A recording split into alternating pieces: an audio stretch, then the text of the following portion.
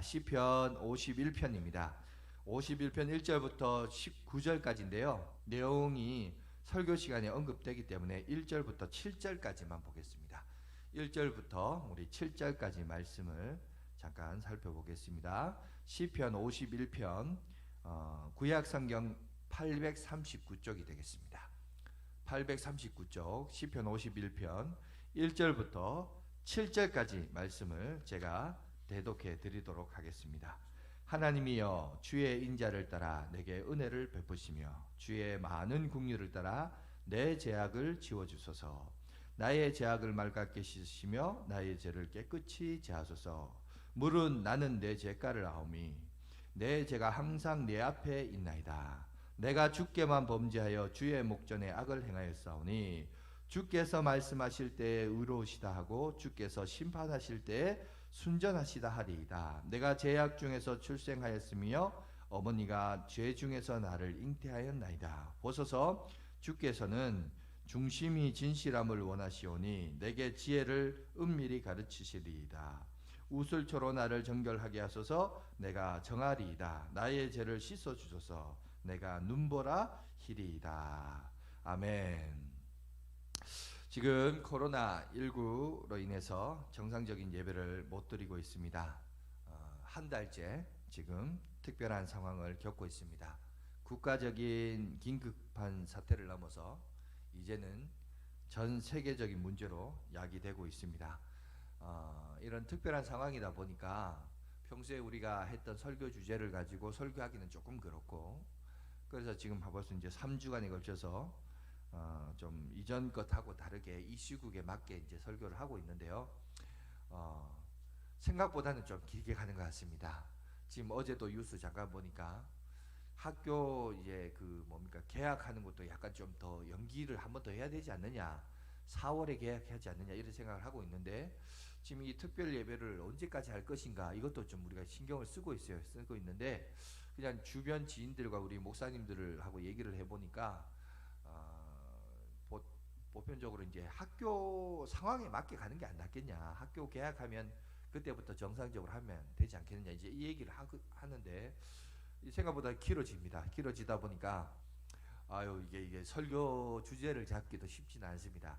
그렇지만 이런 특별한 시국에 뭐 또 현실성 없는 얘기하는 것도 조금 이상한 것 같아서 어쨌든 우리가 모임을 자주 갖지 못하니까, 그러다 보니까 좀 시간이 제가 많은 것 같아요. 많다 보니까 물론 그 많은 시간인지라 여러분들 한 사람 한 사람 만나지 못하지만 제가 전화로 신방은 하기는 합니다만은, 그래서 이제 시간이 조금 있다 보니까 이 상황에 대한 어떻게 보면 진행형이잖아요. 뭐 이 코로나19가 지나간 것도 아니고 지금 진행 중에 있는데, 이 상황에 맞는 기독교 영성, 거기에 맞는 말씀을 준비하는 것이 사실 맞지 않는가, 그런 생각이 들었습니다. 그래서 한 주간 우리가 이제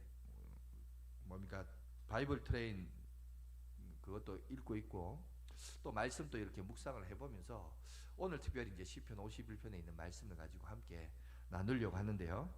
여러분, 오늘 이 코로나19 사태를 이렇게 보면서 그런 생각이 해요. 전에도 잠깐 얘기했지만 코로나19라는 하나의 사건이에요. 하나의 사건이 일어났는데 문제는 뭐냐면 이 하나의 사건, 이 문제가 여러 가지 일로 또 여러 가지 어떤 관점과 해석으로 발전한다.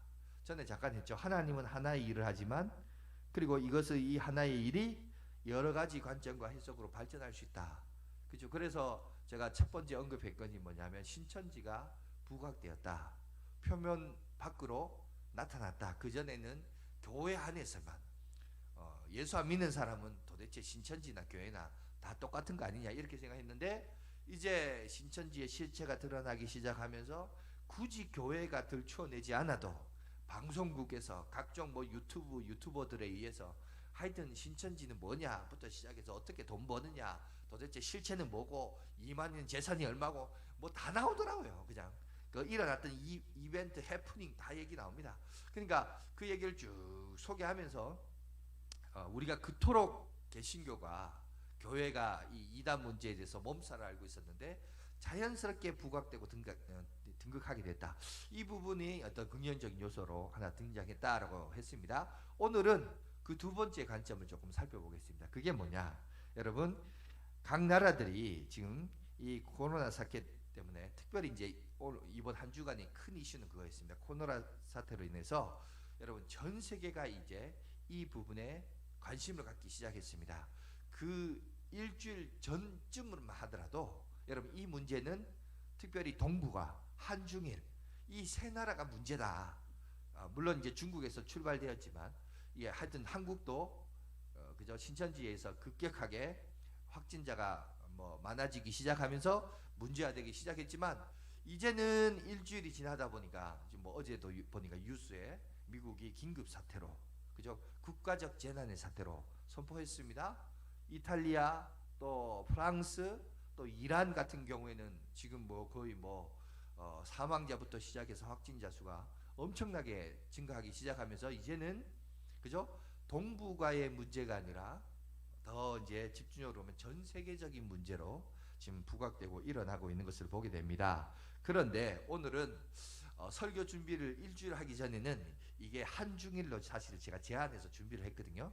지금도 제가 제 머릿속에는 다음 주 할 제목을 지금 머릿속에 생각하고 있어요. 근데 문제는 뭐냐면 요 일주일 사이에 상황이 너무 바뀌어버려요.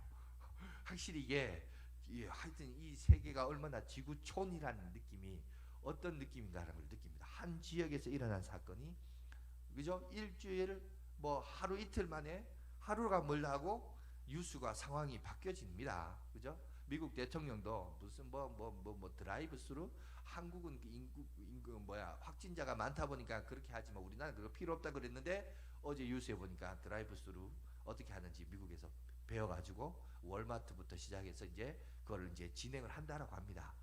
지금 24만 명이 우리가 한 달에 했는데 자기 나라는 한 40만 명 이상을 할 수 있는 시스템을 맞추겠다 이렇게 할 정도로 여러분 이제 하루하루가 일주일가 이 상황이 그때마다 바뀌는 그런 지금 시대에 와 있습니다.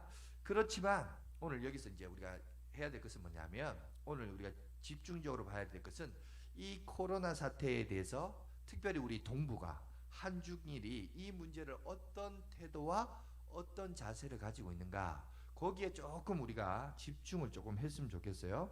여러분 한중일은 역사와 전통을 바라보면 문화적으로 바라보면 사실은 동일 문화권이에요. 그죠?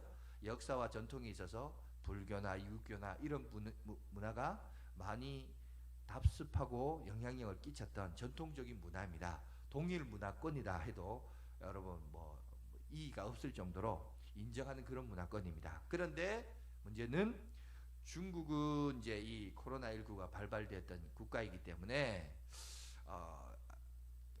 다분히 이제 이 부분에 있어서 약간 좀 소극적일 수밖에 없는 그런 모습은 있고 근데 또 놀라운 사실은 또 일본도 보니까 이 코로나 사태에 대해서 적극적이지 않아요. 은폐하거나 감춥니다. 아픈 사람만 좀 중한 사람만 병원에 와라. 그리고 다른 사람은 웬만하면 오지 말라. 이렇게 얘기하면서 소극적이고 또 그 문제에 있어서 하여튼 가립니다. 큰 문제로 안 여깁니다. 이에 반해서 한국은 좀 이 두 나라하고는 다르게 동일 문화권임에도 불구하고 다른 태도를 취합니다. 적극적이고 개방적입니다. 실제적인 있는 사실 그대로를 드러내 보이면서 이 문제를 정면적으로 그죠? 구체적으로 아주 공개하면서 투명성 있게 이 문제를 해결하려고 하는 이런 모습들을 우리가 볼 수 있는데 자 그러면서 우리가 조금 생각해 볼 것이 뭐냐면 물론 이것 때문에 공개를 하다 보니까 국가적인 위신과 그죠? 또 외국 다른 나라에 의해서 일종의 이제 이렇게 폐쇄적인 한국 사람 우리 나라에 들어오지 마시오 이런 폐쇄적인 태도를 경험하는 안타까운 현실도 있긴 하지만 그러나 지금 점점점 시간이 지나면서 그리고 지금 이 사태를 보세요. 이게 전 세계로 퍼지기 시작하니까 문제는 뭐예요? 이 문제를 해결하기 위하여 롤 모델을 사람이 찾아요. 찾는데 중국에서 롤 모델을 안 찾습니다. 일본에서 롤 모델을 안 찾잖아요. 이제 점점 누구에게? 한국에게 롤 모델을 찾고자 하고 한국이 했던 방식과 그죠? 대처 방안들을 따라하려고 하는 그런 모습으로 바뀌게 되어 있습니다. 그래서 오늘 제가 이걸 이렇게 묵상을 해보면서 이렇게 흘러가는 부분을 보면서 저도 그런 생각이 들었어요. 자, 이런 시국에 이런 패턴 속에서 오늘날 교인들은 어떻게 해야 되느냐, 오늘날 이런 시국에서 기독교 영성은 어떻게 나아가는 것이 바른 기독교 영성인가, 이거에 대해서 잠깐 한번 묵상을 해봤습니다. 여러분, 우리가 흔히 그런 얘기 하잖아요. 사람은 평소의 모습보다 그 사람이 위기가 오거나 어려움을 만났을 때 그 사람의 실체가 드러난다. 그 사람을 알려면 그 사람이 어려울 때, 힘들었을 때 그 사람이 어떻게 행동하는가를 보면 진짜 그 사람의 모습을 볼 수 있다. 여러분, 막다른 길에 머물렀을 때, 벼랑 끝에 선 인생의 그 모습의 실체, 거기서 그 사람의 실체가 드러난다는 거예요. 여러분, 그러다 보니까 마찬가지입니다. 이런 어려운 시국 속에서 여러분, 오늘 우리가 이런 상황 속에서 가만히 보면 오늘날 우리 한국의 이런 코로나19에 대한 사태의 태도와 모습이 정확하게 기독교 영성과 많은 흡사한 부분들이 있다는 거예요. 그거를 오늘 우리가 묵상을 해봤으면 좋겠어. 그리고 또 위기 속에서 우리 빛났던 기독교 영성들을 우리가 한번 살펴보면서 이런 위기 속에서 성경에서 말하는 진정한 기독교 영성은 무엇인가, 이거를 한번 생각하는 그런 시간을 갖도록 하겠습니다. 여러분, 기독교가 다른 종교의 차이점이 뭘까요? 물론 믿음의 대상이 다릅니다. 그죠? 믿음의 대상이 다르다는 것은 확실히 차이점이 있습니다. 하지만 그것만이 전부가 아니고 또 다른 차이점이 있는데, 그것은 뭐냐? 기독교는 확고한 기준이 있다는 거예요. 기준이 있고, 근데 그 기준에 이르지 못했을 때는 어떻게 되느냐? 거기에 따른 보완점으로 무엇이 따라오냐? 회개라는 것이 있습니다. 철저한 기준이 있고 그 기준에 따라오지 못했을 때는 회개를 통해서 그 기준에 도달할 수 있도록 하나님이 제도적인 시스템을 만들어 놓았습니다. 이에 반해서 불교는 사람이 열반을 하게 되면 뭐라고 얘기하냐면, 거기서 깨닫는 단어가 있대요. 그게 뭐냐? 무입니다. 무. 없을무. 여러분 들어보셨어요? 없을무. 이 없을무가 얼마나 깊이 있는 단어인지 모른다. 없을무, 쉽게 말해서 아무것도 없다는 거예요. 아무것도. 이 없을무를 깊이 묵상해보라. 그 속에 담겨진 의미와 깊이가 대단하고 대단하다. 이게 이제 불교에서 말하는 열반의 상태래요. 이 없을무가. 그런데 기독교는 아닙니다. 기독교는 없을무가 아니라 확고한 기준이 있고 진리가 있는 것이 바로 기독교입니다. 그런데 불교에서 여러분 왜 없을무를 그렇게 의미를 둘까요? 여러분, 사람들은 공의와 정의를 사랑하고 흠모합니다. 다시 말해서 상식이 통하는 사회, 상식이 통하는 국가, 상식이 통하는 삶을 살기를 사람들은 원합니다. 그런데 실상 우리의 삶의 현장에 들어가 보십시오. 들어가 보면 어떤 일이 있냐? 상식이 통하는 역사들이 있었느냐? 상식이 통하는 사회가 있었느냐? 아니에요. 그런 일이 없었다는 거예요. 없다 보니까 공의대로 움직이고 공의대로 역사하는 것이 아니라 그렇게 이루어진 역사는 그다지 많지 않았다는 것이 우리는 역사를 통해서 우리가 다 증명되어 있고 실제 또 우리 삶을 통해서도 그것이 느껴집니다. 그러다 보니까 이 없을무가 아무것도 없다, 이 없을무가 상당한 어떤 의미를 두고 있는 것 같습니다. 하지만 여러분, 기독교는 하나님을 섬기고 또한 우리가 절대적인 기준이 있습니다. 그 기준이 있기 때문에 그 가르침을 따라 살면 하나님이 우리를 보장해 주시고 인도해 주실 줄 믿습니다. 하지만 우리가 그렇게 나가지 못했을 때 그럼 어떻게 해야 되냐? 여러분, 거기에 대안이 나온 게 뭐냐? 회개라는 거예요. 회개라고 하는 것은 가던 길에서 돌이킨다는 거예요. 돌아서라는 거예요. 돌아서서 그럼 어떻게 하느냐? 하나님이 원하는 길로 가라는 거예요. 그것이 회개라는 진리와 가르침이 여러분 이 속에 있습니다. 그러니까 잘못된 길로 살았다면 돌아서서 하나님이 원하는 길로 가라는 거예요. 하나님은 성경을 통해서 이 회개의 길을 우리 가운데 보여주고 있습니다. 그런 의미에서 오늘 저와 여러분들이 오늘 시편 51편의 말씀을 한번 살펴보려고 합니다. 이 시편 51편은 우리가 잘 알듯이 다윗이 기록한 글입니다. 시편 51편은 참회의 시로 잘 알려진 본문이죠. 그죠? 그래서 여러분 성경 여러분 1절 위에 보시면 51이라는 글자가 있죠. 그 51이라는 글자 옆에 갈로라고 해서 표제어가 되어 있습니다. 시편 51편이 어떻게 기록되어 있는가? 그 표제어가 이 51편 그 시작할 때 1절 하기 그 위에 보면 성경책 보면 나와 있습니다. 그죠? 거기 보면 뭐라고 되어 있죠? 다윗이 바세바와 동침한 후 선지자 나단이 그에게 왔을 때, 여러분 그런 구절이 있죠? 자, 그런 구절이 있는 성경은 좋은 성경입니다. 자, 51편을 기록한 배경을 설명하고 있습니다. 여러분 이 내용이 왜 나왔느냐? 선지자 나단이 그에게 왔을 때에 깨닫고 기록한 내용이 바로 51편이라는 사실입니다. 여러분 다윗은 어떤 사람이에요? 성경에 보니까 다윗은 하나님의 마음에 합한 자라라는 여러분 인정을 받았던 사람이 다윗이었습니다. 그런데 그 다윗이 바세바와 동침하고 아이를 갖게 되었습니다. 그러다 보니까 이 사실을 숨기기 위하여 다윗이 전장에 나가 있는 우리아를 부릅니다. 그러나 자기 생각대로 이 일들이 계획되지 않자 결국 어떻게 됩니까? 그의 남편인 우리아를 죽입니다. 죽이고 나서 결국 그의 아내를 아내로 맞이하는 그 사건이 있죠. 다윗의 입장에서는 완전히 다 속았을 것이다. 완전 범죄다. 이렇게 생각을 했었던 것 같아요. 그런데 오늘 보니까 선지자 나단이 그에게 찾아왔습니다. 왜 찾아왔을까요? 그 죄를 들춰내기 위해서 나왔습니다. 여러분 나단 선지자의 입장에서 보면 어쩌면 이것은 자기 목숨을 건 메시지였습니다. 그죠? 왕이 분노해가지고 그 선지자를 죽일 수 있었는데 중요한 것은 다윗이 그의 메시지를 듣자 회개했다는 거예요. 참회했다는 겁니다. 그래서 나온 것이 바로 시편 51편의 그 사건이라는 것을 오늘 우리에게 보여주고 있는데, 자 그러면 오늘 51편 우리가 살펴보겠는데요. 시편 51편은 총 3년으로 제가 나름대로 3년으로 기준을 잡았습니다. 3개의 묶음으로 나눌 수 있습니다. 19절까지 있는데 1절부터 9절까지가 1년입니다.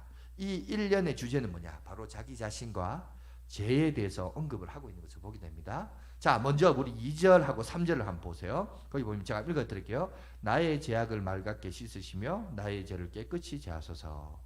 물은 나는 내 죄가를 아오니 내 죄가 항상 내 앞에 있나이다. 자, 오늘 보니까 다윗이 나단 선지자가 와서 그 죄를 책망하자, 자 어떻게 했냐? 그 죄를 인정합니다. 사람이 다른 사람들 앞에서 자기 죄를 들추어내면 여러분 우리가 본능적으로 나오는 게 뭐예요? 자기 방어, 이게 방어 기제라고 얘기하죠, 그죠? 자기 방어가 나올 텐데 다윗은 방어하지 않았습니다. 오히려 그 죄를 인정했습니다. 내가 본능적으로 내가 혈기가 많고 내 육신이 건강하지 않습니까? 그러다 보니까 내가 그래 어쩔 수 없이 그랬습니다. 아니면은 이 여자가 나를 꼬셨어요. 뭐 이렇게 얘기하든지 뭐 이렇게 변명을 대고 이유를 대면 되는데 그러지 않았습니다. 오히려 인정하고 받아들였어요. 핑계대지 않았습니다. 여러분 오늘날 사건 사고들과 여러분 뉴스를 통해서 한번 보세요. 많은 범죄자들이 그저 인터뷰를 하면 다 뭐예요? 다 자기가 잘못했어, 나 잘못했어 이렇게 한 사람 없어요. 다 남 탓하고 누구 때문에 그죠? 심지어 이 코로나19도 보면은 막 문정부 때문에 막 이렇게 하여튼 탓하는 이런 참 미련한 인생들이 있는데 여러분 보세요. 다윗은 그런 말을 하지 않습니다. 내 죄가 항상 내 앞에 있다. 지금 이 죄를 인정하고 받아들입니다. 여러분 이런 모습에서 오늘 우리가 다시 한번 다윗의 위대함을 볼 수 있습니다. 여러분 자 우리가 하나님의 어떤 절대적인 기준이 아까 있다 그랬죠. 근데 그 기준에 이르지 못했을 때 회개를 하면 된다 그랬습니다. 그런데 여러분 회개를 하려면 선행되는 게 있어요. 먼저 그 앞에 선행되는 게 있어야 되는데 그게 뭐냐? 정직함이에요. 진실성이에요. 그죠? 내가 자기의 죄를 인정하지 않으면 회개가 일어나지 않아요. 회개가 안 일어난다는 것은 다시 말해서 내가 누구 때문에 여러분 보세요. 누구 때문에 이렇게 말하는 사람의 그 다음 행동은 뭐예요? 당신 때문이니까 나는 잘못한 게 없으니까 그럼 똑같이 또 그런 짓을 하겠다는 거예요. 그런 상황이 오면. 그런데 그 문제를 나 때문에 나 자신의 책임감을 가진 사람은 거기에 대해서 뉘우칩니다. 뉘우치기 때문에 정직함이 있고 그 다음에 무엇이 따라오냐? 회개가 나올 수밖에 없어요. 돌이키는 인생이 나올 수밖에 없어요. 그런데 자기의 문제를 솔직하게 인정하고 받아들이지 않고 남 탓하는 사람, 그런 사람은 절대 변화되지 않습니다. 회개가 일어나잖아요. 그러니까 오늘 여러분, 다윗은 여기서 자기의 정직성과 진실성이 드러나죠. 그래서 어떻게 됩니까? 죄는 은폐하고 가린다고 없어지는 게 아닙니다. 여러분, 병원에 갔어요. 자기가 아파서 갔습니다. 의사가 말합니다. 어디 한번 봅시다. 근데 환자가 그래요. 아이고 부끄럽게, 아이고 남사시러워라.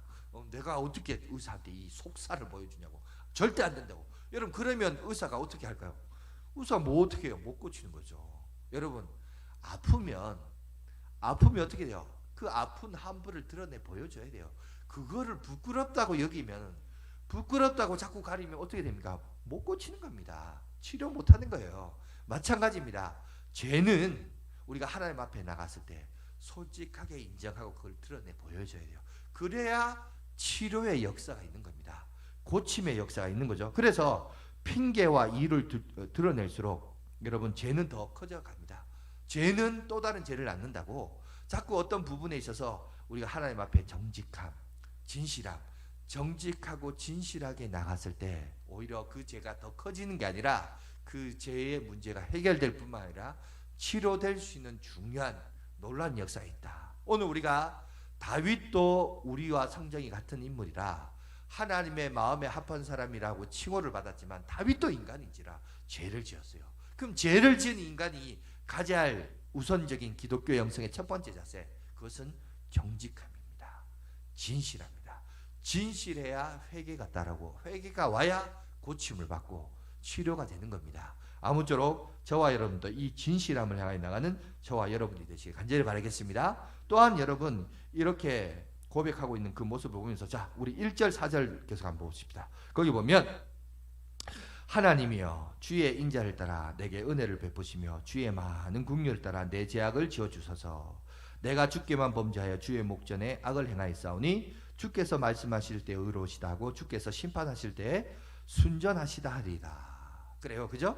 오늘 보니까 주께만 범죄하였습니다. 이 말은 나는 인간한테, 우리아에게 있어서 난 잘못한 거 없습니다. 하나님한테만 잘못. 이 말이 아니고 인간에게 행한 범죄도, 우리아에게 행한 범죄도 결국은 누구에게도 하나님에 향한 범죄의 모습이다라는 소식을 말하고 있고요. 또한 이 말은 그렇게 한 이유는 뭐냐면은 결국 이런 고백을 하나님 앞에 드린 이유는 이 모든 죄에 대한 죄의 용서, 죄를 사하는 능력, 권한이 누구한테 있다는 거죠? 하나님한테 있다라는 오늘 다윗의 신앙과 모습을 볼 수 있습니다. 그죠? 그래서 하나님 앞에 이 죄를 용서를 구하고 간구하는 모습을 볼 수 있어요. 그러니까 오늘 1절부터 4절까지 내용을 총 정리해 보면 이렇습니다. 그죠? 첫 번째, 자, 하나님 앞에 이 문제를 해결할 수 있다는 능력을 알기 때문에 하나님 앞에 간구하고 있고, 그리고 정직함과 진실함으로 주님 앞에 서면서 고쳐주실 것을 기도하고 있습니다. 여러분, 코로나19 사태도 마찬가지예요. 여러분, 이걸 자꾸 가리고 은폐한다고 되는 게 아니고, 동양 사상은 그런 문화가 맞아요. 가려야 돼요. 그죠? 자기 치부를 남에게 드러내는 거를 격에 안 맞고 예의에 안 맞다라고 얘기합니다. 그러나 기독교는 그게 아닙니다. 오히려 자기의 연약함을 드러냅니다. 드러내고 고백할 때에 오히려 하나님이 그것을 고쳐주시고 해결해 주실 것을 믿습니다. 지금 한국은 어떤 의미에서 보면 이거 기독교 영상과 아주 흡사합니다. 맞습니다. 우리가 제대로 가고 있는 거예요. 문제가 일어나는 야기는 안타깝지만, 그러나 이 문제를 해결하고 있는 방법에 있어서는 중국과 일본에 비해서 지금 한국이 제대로 하고 있는 겁니다. 제대로 하고 있어요. 이렇게 진실하고 거룩하게 하다 보면 당장은 이게 손해처럼 보일지 모르지만 어떤 유익이 오느냐, 그 유익이 성경 뒷부분에 보면 우리가 계속해서 보시는데 그걸 한번 살펴보겠습니다. 자, 5절 6절을 보십시오. 자, 내가 제약 중에서 출생하였으며 어머니가 내 중에서 나를 잉태하였나이다. 보소서 주께는 중심이 진실함을 아시오니 내게 지혜를 은밀히 가지치리이다. 이렇게 소개하고 있습니다. 이 말은 뭐냐면, 자, 어머니가 온당치 않은 건강한 관계에서 자기가 태어났다, 이 말이 아니고, 이 말은 뭘 얘기하냐면 자기가 죄악 가운데 출생했다. 그 말은 내가 태어날 때부터 죄인이었다. 원죄를 가지고 태어났다. 여러분, 우리는 아담의 후손들입니다. 아담이 인류의 시조로서 하나님이 먹지 말라는 선악과를 먹음으로 죄가 인류 가운데 들어왔습니다. 아담이 죄를 지었기 때문에 그래서 우리는 죄인된 상태로 태어났습니다. 아담이 죄를 지었는데 왜 내가 죄인이냐? 그게 아닙니다. 아담은 인류의 시조이기 때문에 여러분 올림픽이나 여러분 월드컵이나 이런 세계 대회에 나가보면 유명한 선수들이 대한민국의 태극기를 달고 여러분 금메달을 땁니다. 그 사람이 금메달을 따고 그 사람이 속한 팀이 우승을 하면 여러분 모든 여러분 그 지역의 그 나라의 백성들이 기뻐하고 즐거워합니다. 그죠? 베트남 그러면 박항서 감독 여러분 우리나라 여러분 사람이지만 그 베트남 국가의 국가대표 감독으로서 무슨 대회마다 우승을 하잖아요. 그러니까 베트남 군중들이 얼마나 기뻐서 여러분 얼마나 기쁜지 그 옛날 그 베트남 전쟁 때 우리가 파병하고 그 원수 맺었던 그 문화들을 심지어 잊어버릴 정도로 그렇게 좋아요. 여러분 왜 좋아할까요?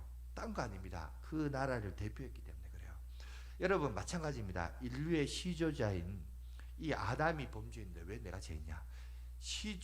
시조자이기 때문에 이 사람이 범죄하면 그에 따른 모든 그 사람의 허리에서 나온 모든 후손들도 다 범죄자로 태어납니다. 그래서 여러분 인간은 아담이 범죄했기 때문에 그 모든 뒤에 따라오는 시조자들 시조자로 말미암아 모든 후손들도 죄를 가지고 태어나요. 그러니까 오늘 다윗도 오늘 이런 표현을 한 이유는 바로 자기가 원죄를 가지고 태어난 존재고 뿐만 아니라 살아가면서도 계속해서 죄를 짓고 살아가는 그 모습이 자기 속에 있음을 오늘 소개하고 있습니다. 그래서 자기와 죄가 얼마나 가까이 있는가, 죄와 자기 삶이 얼마나 붙어 있는가라는 것을 솔직하게 고백합니다. 여러분 이거는 다윗뿐만 아니라 여러분들이 바라보고 있는 저도 마찬가지고 여러분의 삶도 마찬가지예요. 여러분 우리가 한 주간 삶을 돌아보면서 우리가 또 대표 기도하는 집사님의 기도도 그렇고 우리가 기도할 때 보면 기도의 요소 가운데 회개 기도가 반드시 들어가게 되어 있습니다. 왜 그럴까요? 죄와 우리는 우리 삶에 있어서 결코 이게 분리되는 인생이 아니고 늘 붙어 다녀요. 늘 주의 면전 앞에 나왔을 때 먼저 떠오르는 것이 우리의 죄악이고 우리의 취약한 모습이고 후회와 눈물뿐인 것이 우리 인생입니다. 여러분 이것을 우리는 부정할 수 없습니다. 그런데 오늘 다윗도 이 사실을 알기 때문에 자기가 모태부터 원래부터 원죄를 가지고 태어났고 살아가면서도 내가 얼마나 죄와 가까운 존재인가 이 사실에 대해서 정확하게 얘기하고 있어요. 정확한 자기 인식. 그렇다고 이거를 자기 합리화한 거 아니에요. 나는 어쩔 수 없이 죄를 지키는 이 얘기 아니라 죄에 일어나서 자기의 연약함과 자기의 부족함을 오늘 하나님 앞에 철저하게 회개하는 다윗의 모습을 보게 됩니다. 여러분 우리도 마찬가지요. 하나님께 가까이 가면 가까이 갈수록 여러분 가까이 가면 가까이 갈수록 보이는 현상은 여러분 하나님하고 조크하고 농담 따먹고 이게 아니에요. 하나님과 가까이 가면 가까이 갈수록 느끼는 것은 여러분 회개고 자기의 죄악상이고 여러분 자기의 죄성이 드러난다는 거예요. 왜? 하나님이 거룩하기 때문에. 그래서 구약이든 신약이든 보세요. 하나님의 현현이라고 그러죠. 임재라고 그러죠. 여러분 하나님의 임재가 있는 곳에 여러분 믿음의 손자들 보세요. 뭐라고요? 내가 죽게 되었나이다. 막 두려워 떨었어요. 요즘처럼 우리처럼 뭐 하나님이 왔는데 뭐 치소질하고 모욕하는데 하나님 언니 와서 뭐 하나님하고 농담 따먹었다. 이런 여러분 은사주의자들이 그 말하는 거짓된 그런 메시지가 아니에요. 성경에 보면 하나님이 임재했을 때 사람들의 모습은 다 뭐였죠? 자기가 죽을까 봐 두려워했어요. 왜냐하면 하나님의 그 거룩한 거룩성으로 말미암아 무엇이 드러났습니까? 자기의 죄가. 그러니까 하나님이 가까이 하면 자연적인 현상은 뭐냐? 내 죄가 드러나는 거예요. 믿습니까? 오늘 다윗도 철저하게 자신의 죄, 나단 선지자가 하나님의 메시지를 전했을 때 다윗이 자기의 죄를 고백하는 그 죄 앞에서 이유와 핑계를 대지 않고 진실하게 나가는 다윗의 여러분 이 고백을 우리가 볼 수 있습니다. 그러면서 7절 8절을 보세요. 우슬초로 나를 정결하게 하소서. 내가 정하리이다. 나의 죄를 씻어주소서. 내가 눈보다 희리이다. 내게 즐겁고 기쁜 소리를 들려주시사 주께서 꺾으신 뼈로 즐거워하게 하소서. 여러분 이 우슬초라는 것이 나오는데 구약에는 우슬초는 시신을 접촉했을 때, 또 문둥병 걸린 사람들이 나았을 때, 그럴 때 이제 마지막으로 우슬초로 짐승의 피를 우슬초에 적셔 가지고 그 사람의 몸에 이렇게 뿌리는 거예요. 이렇게 바르는 겁니다. 그래서 정결하게 할 때 사용되는 것이 바로 이 우슬초의 기능입니다. 여러분 마찬가지입니다. 신약에 와서는 이 제사 제도가 없어졌죠. 왜? 이 희생 제물의 주인공이신 예수 그리스도의 십자가의 보혈의 피로 말미암아 우리가 정결하게 된 거예요. 정결하게 되었기 때문에 이 우슬초는 예수님의 마치 뭘 상징하냐? 십자가를 상징합니다. 그죠? 그 십자가 위에서 누가 피를 흘리셨죠? 예수님이 피를 흘리셨죠. 우슬초 자체는 의미가 없어요. 우슬초에다가 짐승의 피를 발라서 뿌려야 됩니다. 십자가 자체도 의미가 없어요. 그 십자가에 누가 죽었기 때문에? 예수님이 죽으셨기 때문에. 그래서 그 십자가가 의미가 있는 겁니다. 여러분, 예수님이 십자가에 죽기 전에는 십자가는 어떤 거였어요? 사형 형벌 제도였고 죄수들이 죽는, 그러니까 당연히 죽어야 될 자들이 죽어야 되는 그 십자가의 형벌이었습니다. 그러나 예수 그리스도께서 십자가에 못 박혀 죽으심으로 말미암아 당연히 죽어야 될 뿐이 아니라 죽지 말아야 할 그분께서 우리의 죄를 위하여 죽으심으로, 그죠? 이 십자가가 의미가 있고 능력이 있는 것을 오늘 우리에게 보게 됩니다. 그리고 오늘 보니까 주께서 꺾으신 뼈로 즐거워하게 있어서, 다시 말해서 꺾으신 뼈, 여러분 우리의 뼈가 꺾여졌다라고 생각해 보세요. 이건 뭐예요? 고통이에요. 고난이에요. 근데 왜 다윗은 이걸 즐거워하게 달라고 했을까요? 왜? 여러분, 우리도 인생을 살아가다 보면 여러분 회개와 참회를 통해서 죄로 인하여 여러분 우리가 범죄하게 됩니다. 그러나 회개는 마치 우리를 꺾는 뼈와 같아요. 고통이 옵니다. 하지만 그 회개를 통한 뭐가 오죠? 기쁨과 즐거움과, 진정한 즐거움과 기쁨은 우리가 주님 앞에 나와 회개했을 때예요. 믿습니까? 그런데 마귀는, 항상 마귀는 우리 가운데 거짓을 심어놔요. 여러분 거짓을 심으려면 어떻게 되냐? 비슷한 거를 제시해서 거짓을 심습니다. 그래서 교회 안에 기쁨과 즐거움이 충만해야 되는데 여러분 조크와 재미만 충만해요. 여러분 재밌다, 조크한다, 여러분 이게 우리의 기쁨이 아니에요.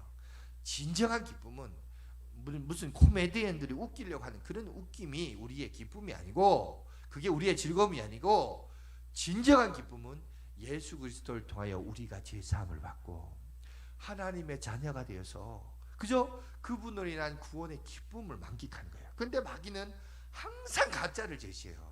그래서 교회에 와서 재밌는 거, 재미난 프로그램 자꾸 그걸 개발합니다. 물론 뭐 교육적인 차원에서 우리 주일학교 자녀들이 어리다 보니까 그걸 이용할 수는 있습니다. 하지만 여러분 옷에 이제 신천지가 드러나서 이 모략전도 이 얘기가 나왔다 보니까 어쩔 수 없는데 맞습니다.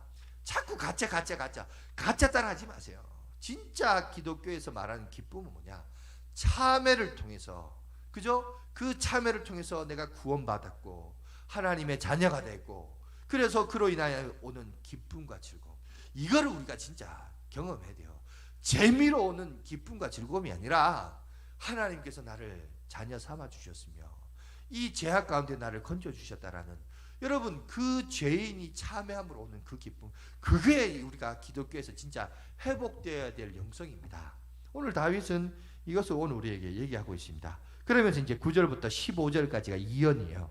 자, 두 번째 묶음 주제로 들어갔는데 그게 뭐냐? 치유된 심령과 찬양이 흘러나옵니다. 10절을 보십시오. 하나님이여 내 속에 정한 마음을 창조하시고 내 안에 정직한 영을 새롭게 하소서.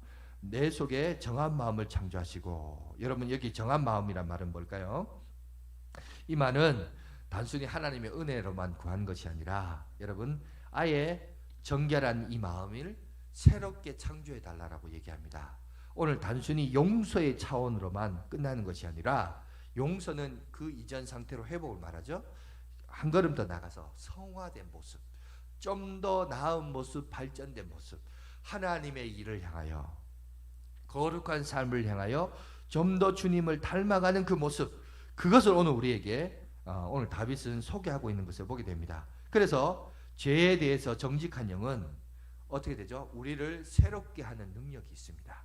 그죠? 앞에서도 얘기했지만, 자, 솔직하게 자기 죄를 인정하고 받아들이면 그 다음 따라온 것이 뭐지 아세요? 그것을 솔직하게 받아들이기 때문에 그 다음 대안이 나와요. 좀 더 지금의 위치에서 한 단계 발전된 모습들이 자연스럽게 나오게 되어 있습니다. 문제를 바로 그 문제를 바로 바라보면, 진단을 바로 하면 치료가 나오게 되어 있습니다. 그죠? 여러분, 의사들도 의료가 두 가지 의료가 있습니다. 진단 의료가 있고 치료 의료가 있어요. 여러분, 치료하기 전에 먼저 선행되는 것이 뭡니까? 진단이에요. 의사가 묻습니다. 이 병이 언제부터 걸렸어요?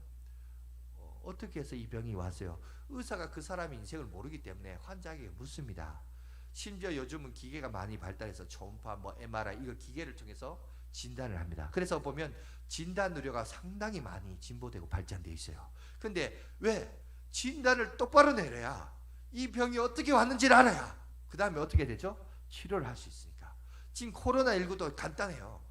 이 병의 실체와 원인이 뭐냐, 이것부터 먼저 알아야 돼요. 이걸 알면 치료책이 나오는데, 이게 도대체 이게 중국 사람들이 뻥이 심하잖아요. 그죠? 뭐가 퍼졌다 요새는 지금 심지어 중국에서 나온 게 아니라 미국이 주 원인이다, 독감이 유행인데 그게 이게 중국 와서 이게 퍼졌다, 이렇게 자꾸 헛된 이제 잘못된 진단을 자꾸 내리는데, 여러분, 뭐든지 치료가 되려면 자꾸 변명과 이유를 달면 문제는 더 커져요.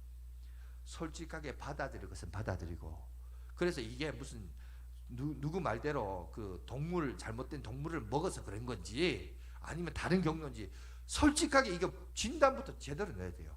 제대로 내려야 뭐가 납니까? 그 다음 뭐가 대안이 나오는 겁니다. 여러분, 우리가 중국이니까 중국 얘기를 합시다. 지피지기면 우리가 잘 아는지 백전불태라는 말 있잖아요. 그죠? 나를 알고 적을 알면, 그죠? 불태. 절대 100번을 싸워도 패하지 않는다. 그런 얘기를 하는데 마찬가지입니다. 코로나19도 제일 중요한 것은 우리가 지금까지 인류가 경험을 통해서 이제 어느 정도는 원인까지는 모르지만 상황과 정황을 보니까 어느 정도 이제는 파악이 됐어요. 어떻게 파악이 됐냐? 밀폐된 공간에 너무 많은 사람 안 왔으면 좋겠다. 그래서 지금 예배도 저희가 지금 가정 예배로 드리고 있고, 오늘 이 자리도 240석입니다. 240석이지만 그래도 한 20명 정도 오셨네요. 20명 와서 널찍이 따로 이렇게 떨어져서 이렇게 예배 드립니다. 이러면 돼요. 그죠? 그렇게 드리면 되고, 또 마스크 끼고 예배 드리면 되고, 얼마든지 우리가 대안과 대처 방안들 잘 알고 있으면 할 수 있습니다. 너무 그것 때문에 두려워하거나 해야 할 일도 못하는 그런 어리석은 일들을 하지 마시고, 이제 어느 정도 아니까 지혜롭게 대처하시고, 너무 염려와 우려해서 그렇게 하지 마시고 우리가 집중할 수 있는 저와 여러분 됐으면 좋겠습니다. 그러다 보니까 지금 한국도 보세요. 이거에 대해서 솔직하게 고백하고 공개하다 보니까, 자, 이 문제를 어떻게 할 것이냐, 대안들이 나오잖아요. 드라이브 스루, 아까도 제가 지나가면서 얘기했지만 드라이브 스루 얘기를 하니까 미국에서 일주일 전에 트럼프 대통령이 뭐라 했냐, 우리는 그거 필요 없다 그랬는데, 지금 어제 뉴스 보니까 한국에서 이거 어떻게 했느냐, 자료 받아라. 당장 지금 월마트 10부터 시작해서 대형 제약회사를 통해서 드라이브 스루 할 수 있도록 하잖아요. 그러니까 그전에는 우려와 염려했던 대한민국이 이제는 뭐가 된 거예요? 여러분, 모범 사례가 된 거예요. 그죠? 롤 모델이 된 거예요. 지금 이 사태를 어떻게 해결할 것이냐, 이걸 어떻게 바라볼 것이냐 된 거예요. 반대로 일본 같은 경우를 볼까요? 일본은 지금 소프트뱅크에 우리 유명한 한국 사람 있잖아요. 회장이 일본인들 100만 명 치료할 수 있는 그걸 자기가 투자하겠다고 하니까 일본에서 뭐라 해요? 정부가 2시간 만에 거절한 거예요. 필요 없다고.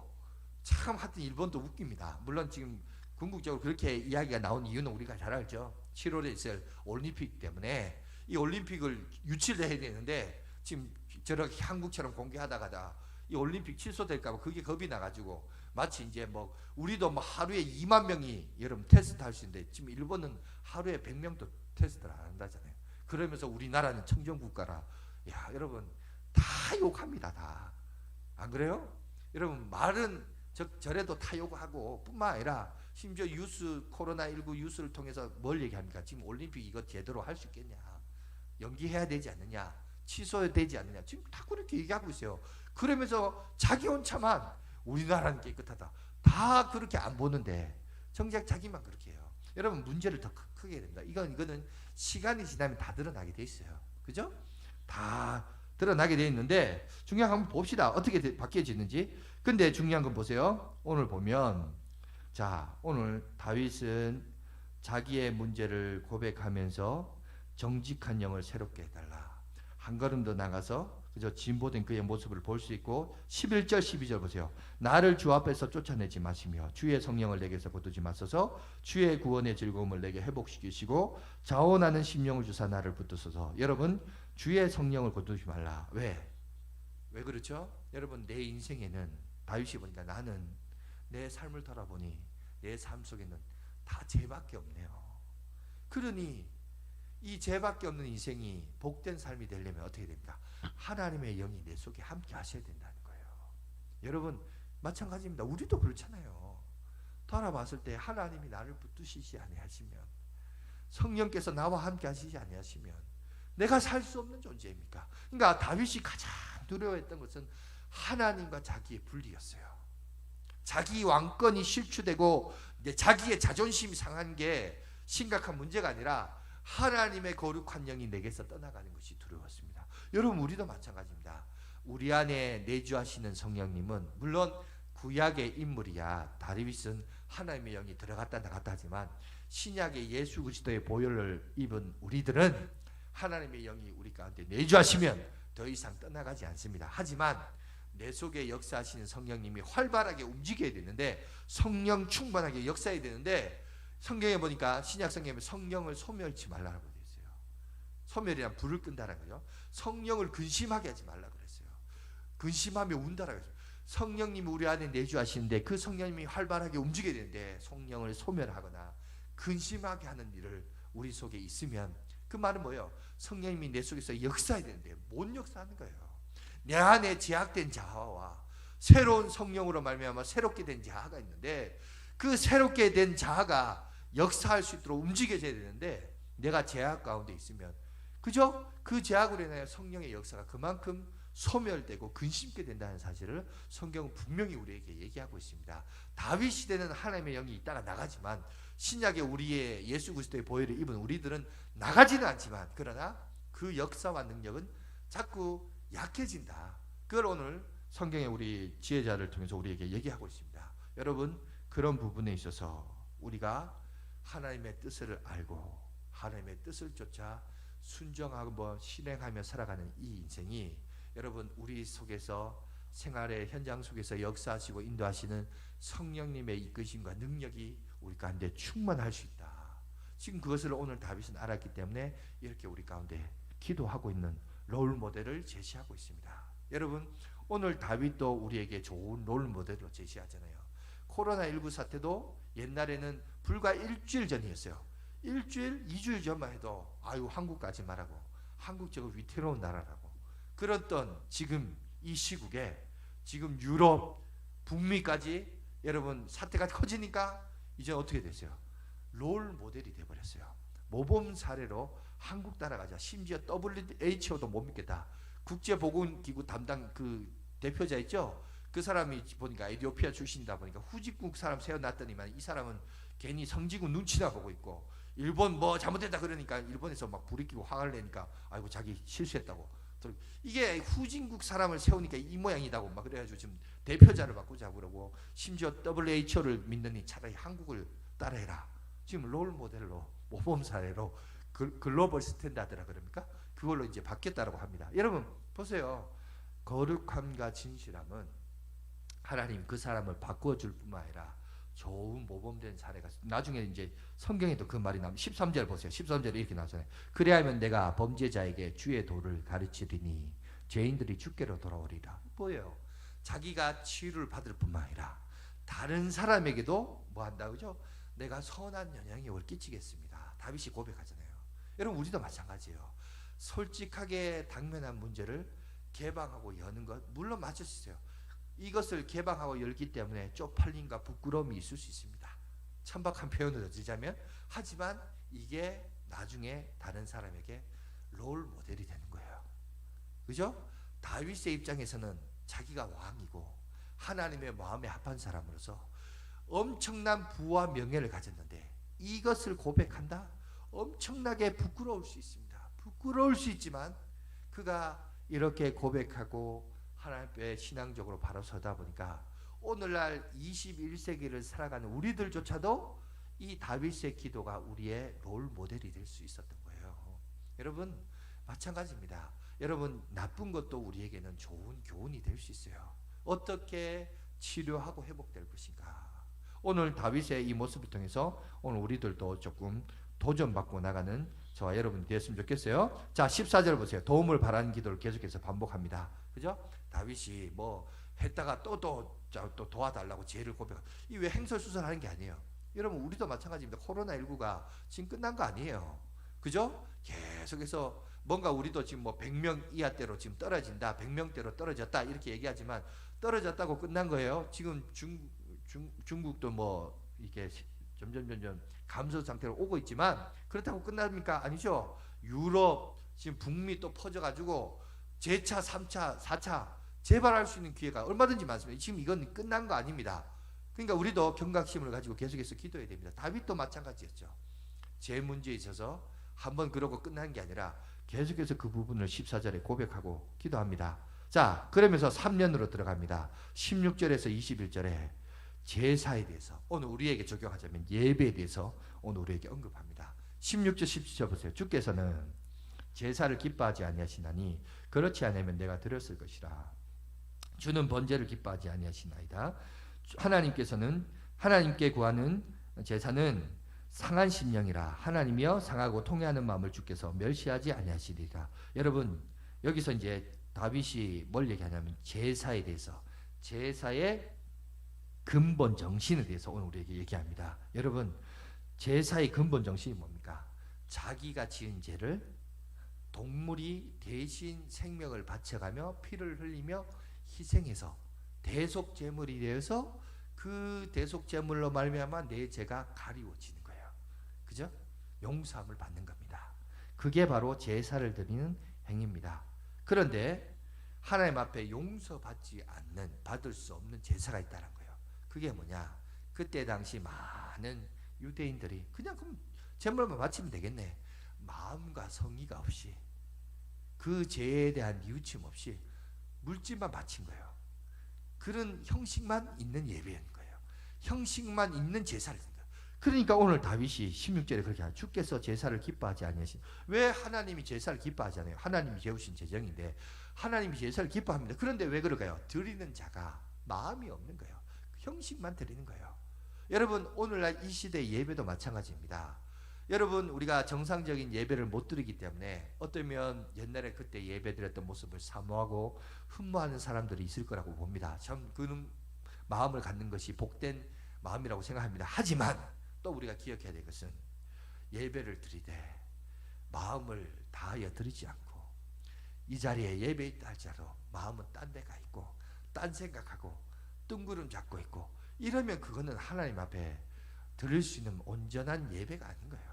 그런 예배는 오늘 다윗이 말한 것처럼 하나님이 그런 제사를 받지 않은 것처럼 마치 그 시대에 제사 만능주의로 해석했던 제사만 드리면 그만이라는 식으로 생각했던 유대인들을 향하여 오늘 다윗이 일침을 가합니다. 마음이 없는 제사, 마음이 빠진 예배, 그런 예배는 하나님이 받지 않는다는 거예요. 그랬다면 내가 드렸다는 거예요. 그런 예배 10번 더 드렸다는 거죠. 그런데 오늘 여기 보면 오늘 다윗은 정직함과 진실함으로 하나님 앞에 나가면서, 그래서 진정한 기독교에 있어서 영성은 뭐냐? 그것은 바로 여러분 참된 경건은 우리의 삶의 자리에서입니다. 여러분의 삶의 자리, 교회에서의 삶뿐만 아니라 가정에서, 직장에서, 친구를 만나고 삶의 여과를 지키는 그 현장 속에서 여러분 우리가 하나님 앞에 바른 예배를 드려야 돼요. 진실한 예배, 마음이 있는 예배를 드리시기 바랍니다. 마음을 상하고 통해, 죄가 있으면 상하고 통해하는 마음으로, 그저 용서를 구할 것을 바라보며 기도하는 겁니다. 기도함으로 하나님 앞에 나아가는 그 제사를, 그 예배를 하나님이 받으신다. 그리고 18절 19절 보세요. 주의 은택으로 시온에 선을 행하시고 예루살렘 성을 쌓으소서. 그때에 주께서 의로운 제사와 번제와 온전한 번제를 기뻐하시리니 그때에 그들이 수소를 주의 제단에 드리리이다. 자, 보니까 이 얘기를 합니다. 자, 시온이란 단어가 나오고 예루살렘 성을 말합니다. 여러분, 예루살렘 시온은 상징하는 바가 뭐죠? 나중에 보면 알 수 있듯이 물론 다윗 때는 하나님이 허락하지 않아서 성전을 그곳에 지을 수 없었습니다. 그런데 시온이란 산이 있고 그 작은 단위로 그 산 속에 예루살렘 성이 있었습니다. 그 예루살렘 성 안에 뭐가 있죠? 하나님의 성막이 있었죠. 이때는 이제 성전이 짓기 전이니까. 그리고 나중에 이제 솔로몬에 가서 이제 성전이 짓게 되었습니다만은 결국은 뭘 얘기하냐? 성전을 얘기해요. 성전. 그죠? 그러니까 이 성전이 갖는 역할이 뭡니까? 성전은 바로 하나님과 인간을 연결시키는 매개체입니다. 그죠? 그래서 성전을 통해서 하나님 앞에 나갈 수 있었습니다. 인간은. 그런데 예수님이 2000년 전에 이 땅에 오셨을 때 뭐라고 했어요? 내가 이 성전을 사흘 만에 헐고 다시 짓겠다. 3일 만에 다시 허물고 짓겠다. 그러자 제사장들이 그 얘기를 들었어요. 종교 지도자들이 이 사실을 듣고 나중에 십자가에 못 박혀 죽일 때 이게 예수님을 향하여 조롱합니다. 성전을 헐며 3일 만에 짓는 자여, 내려와서 성전을 다시 지어봐라. 힐난하며 조롱했습니다. 여러분, 예수님은 십자가에 못 박혀 죽으셨고 3일 만에 부활하셨죠. 여러분, 그러면 여기서 말하는 성전은 뭐예요? 건물을 얘기하는 게 아니에요. 아까도 말했지만 이 성전은 하나님 앞에 나아가는 그 매개체가 성전이었어요. 여러분, 예수님이 십자가에 못 박혀 죽으시고 3일 만에 부활하심을 통해서 우리가 어떻게 하죠? 예수님을 통해서 누구께로 나갈 수 있는 거예요? 하나님께로 갈 수 있었다는 겁니다. 그러니까 여기서 말하는 실체는 뭐냐? 바로 성전이 바로 예수님이었다는 거예요. 다시 말해서 구약에는 성전을 통해서 하나님께 나갔다면 이제 우리는 예수님을 통해서 어디를 나간다? 하나님께 나간다. 지금 그 얘기를 한 거예요. 여러분, 마지막에 18절 9절에서 다윗이 성전을 암시하는 시온과 예루살렘을 얘기한 이유는 왜? 그때는 구약의 사람이니까. 그죠? 하나님의 성전을 통하여 내가 하나님 앞에 나갑니다. 그래서 이 성전을 세우겠습니다. 이렇게 고백했지만 여러분, 오늘 신약에 우리는 이걸 어떻게 해석이 됩니다. 내가 그리스도를 통하여서 십자가를 통하여서 내가 하나님께로 나갑니다. 이런 고백을 드려야 된다는 겁니다. 믿습니까? 자, 오늘 말씀을 그러면 마무리하도록 하겠습니다. 여러분, 이번 우리가 코로나 사태를 통해서 빨리 지나가는 것도 중요합니다. 그런데 이 위기 상황 속에서 하나님의 백성은 어떤 태도와 자세를 가질 것인가? 하나님이 기뻐하실 만한 모습은 무엇인가? 우리가 이것을 묵상하는 시간이 되었으면 좋겠습니다. 시편 51편에 다윗은 위기의 상황에서 도망가거나 은폐하거나 숨기는 것이 아니라 자신의 죄가를 철저히 고백하고 인정했고, 그죠? 그 다음에 이 부분을 회개했습니다. 회개했을 뿐만 아니라 여러분, 인간의 능력으로는 이 죄 문제를 해결할 수 없기 때문에 하나님 앞에 이 죄 문제를 용서해 줄 것을 철저히 의지를 가지고 기도하고 있는 모습을 우리가 보게 됩니다. 여러분, 마찬가지입니다. 인류 역사를 돌아볼 때 인류 역사를 통해서 이 범죄와 여러분 이런 것들을 해결할 수 있는 능력은 아무도 인간에게는 없어요. 없기 때문에 여러분, 이 코로나 사건도 어떤 의미에서 보면 하나님이 도와주셔야 됩니다. 그죠? 그러니까 우리가 이 문제 해결의 능력의 근원이 되시는 하나님을 바라봐야 되는데, 오늘 다윗은 마지막 연에 보니까 마지막 구절에 하나님의 성전을 통하여 내가 하나님을 바라보나이다 라고 얘기했습니다.